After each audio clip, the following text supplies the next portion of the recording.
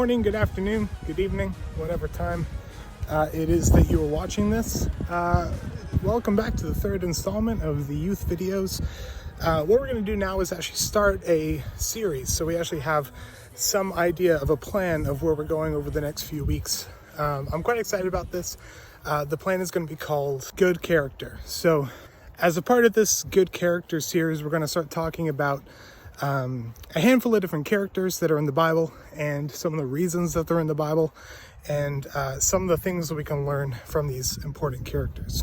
Now, to start off the series, we're going to actually talk about a character we talked about a couple weeks ago, the person Nicodemus. So we talked about him a couple weeks back, but he came up again in the Sunday morning video that we posted yesterday, which, by the way, if you get a chance, you should for sure listen to those. We put a lot of work into those, and they're a good way to do Sunday morning church services. So last time when we talked about Nicodemus, we talked about his encounter with Jesus. When he came to talk to him late at night, ask him more about who he is, and eventually hearing about what it means to be born again.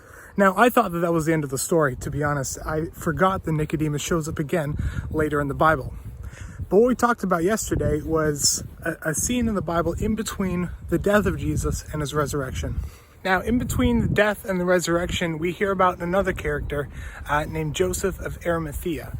Now, he's on the Sanhedrin as well, which, if you remember from a couple weeks ago, is that religious Jewish council that Nicodemus was also a part of.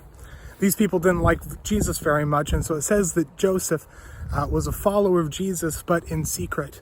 But what we see is that he also brings along a friend. He brings along Nicodemus. So we are to infer that Joseph and Nicodemus were friends, and they both were followers of Jesus at the time. Now, what Joseph was doing at the time when he was with Nicodemus is he was actually burying Jesus. Now, the way that Jesus died on the cross was a very undignified death, and it usually resulted in people that weren't even buried. They were usually picked over by vultures, and it was a very dishonorable way to die. But Joseph and his friend Nicodemus, they see more value in Jesus, and so they ask to have Jesus' body, and they go and they properly prepare it and they bury it, giving him honor that nobody else was going to give him. So we see in this friendship between Joseph and Nicodemus, two people that encourage one another in giving Jesus honor.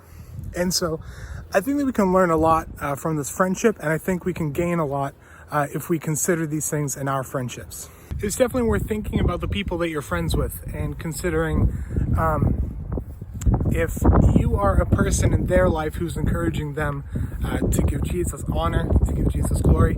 But it's also important to consider, do you have some friends in your life that are encouraging you to do that more? So my encouragement is two things in particular. The first is, are you valuing your friends enough to encourage them to join you in a journey of giving Jesus honor and giving him dignity, like Joseph and Nicodemus did together? And the second point is, do you have people in your life who are encouraging you to give Jesus honor? Do you have people in your life who are encouraging you in your walk of faith? And how can you invest more in those relationships? Because that's such an important thing to go through faith with another person and to make sure that people are encouraging you and speaking into your life. I think we can learn a lot from the life of Nicodemus, even though we only see him very briefly in the scripture, once talking to Jesus and once with his friend Joseph burying Jesus. But the lessons that we learn from him, the lessons of asking Jesus more about who he is, and the lesson of encouraging friends to give Jesus more honor and glory, I think are really, really important. So I hope that there's something in that story that you can apply to your own life. In the next few weeks, we're going to keep this rhythm of having a video like this, and we're also going to have a Wednesday night Zoom meeting.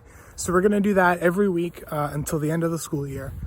And so what I'm hoping to do as a part of these Zoom meetings is talk a little bit about this message. And so on Wednesday, when we have our meeting, I'm going to probably play a game with you, but also ask you a little bit about Nicodemus and ask you what parts of his life are important and what parts resonate with you.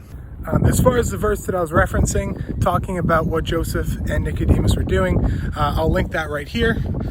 so you can go ahead and read that verse if you would like to. So anyways, thank you for watching. I hope you're having a great week. Hope you're staying connected with one another, and we'll see you on Wednesday.